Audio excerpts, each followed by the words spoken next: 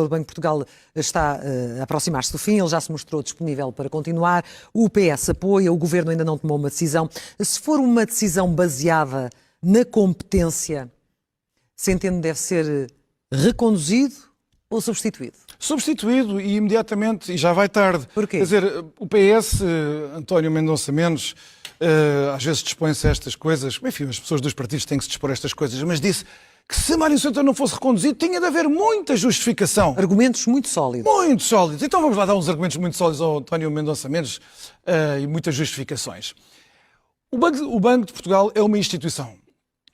Uma instituição significa que é uma sede das regras de conduta com amplitude social, com significado social e político, de regras desta conduta com esta amplitude que não podem ser subjetivas. Quer dizer, nós criamos instituições porque queremos objetivar estas regras, quer dizer, tirar isto das agendas pessoais. É por isso que nós prezamos, cultivamos as instituições.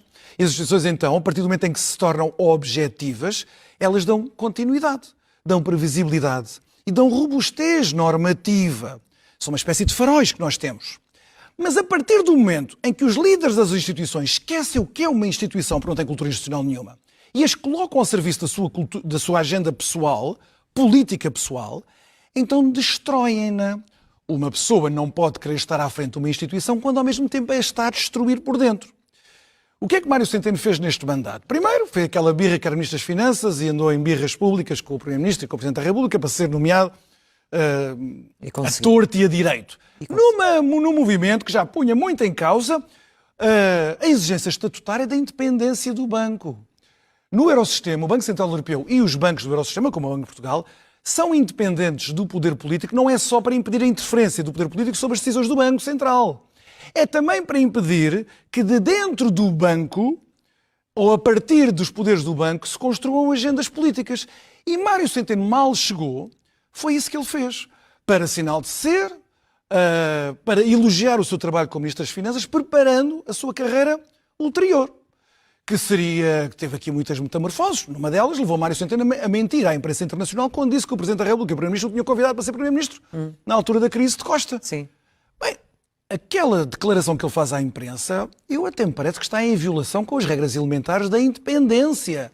Na altura, a Comissão de Ética do Banco de Portugal foi chamada para se pronunciar sobre isso, mas apenas fez uma figura triste do que é que uma Comissão de Ética não deve ser, porque aquele parecer é ridículo para eximir Mário Centeno das responsabilidades que eram suas.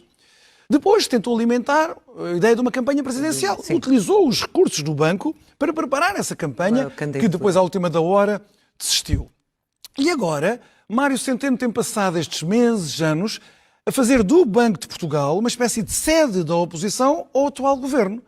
Ele fez um discurso agora nesta semana com uma frase que vale a pena ler ou ouvir para percebermos até que ponto é que vai esta paranoia egomaníaca do atual governador do Banco de Portugal. Diz ele assim, estou a citá-lo: fizemos mais nos últimos 10 anos, entre 2014 e 2024, fizemos mais para melhorar os salários das famílias nestes 10 anos do que repare-se bem, do que nos 900 anos anteriores.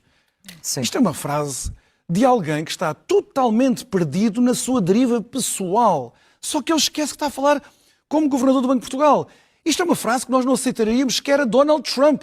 Quer dizer, nos 900 anos de história, ele está-se a colocar, vejam bem o que eu, nem foi o Primeiro-Ministro, eu, Ministro das Finanças, o que eu fiz pelos salários, olhar em retrospectiva. As finanças públicas. Quer dizer, ele deixou-se talvez seduzir por essa brincadeira que foi preparada depois pela imprensa portuguesa, porque quando aconteceu essa designação do Ronaldo português, era o Schäuble, na altura ainda o Ministro das Finanças alemão, que fez uma piada porque Mário Centeno entrou na sala do Eurogrupo com um cascó da Seleção Nacional.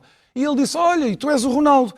E as pessoas aqui europeias começaram aqui a dizer que ele era uma espécie de mago ultra competente. Foi essa a imagem que passou, não é? E que a propaganda socialista fez vincar, com certeza. E claro que estava nos antípodas do que o Schäuble, o desgraçado do Schäuble, estava para ali a dizer. Portanto, Mário Centeno está de tal maneira convencido que tem um dom que está predestinado para salvar o país, que ele disponibiliza-se para tudo. Ele disse neste dia em que foi comemorar os 110 anos da Caixa de Crédito Agrícola, que estava disponível para tudo. Para o Governo, para continuar como governador do Banco de Portugal. Portanto, nós temos aqui um caso radical de destruição subjetiva de uma instituição.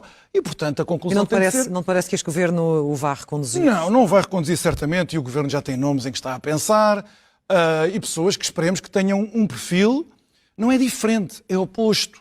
O Banco de Portugal não serve para preparar por futuros Ministros das Finanças ou futuros Primeiros-Ministros, e muito menos para servir a vaidade pessoal e as ambições políticas de uma pessoa.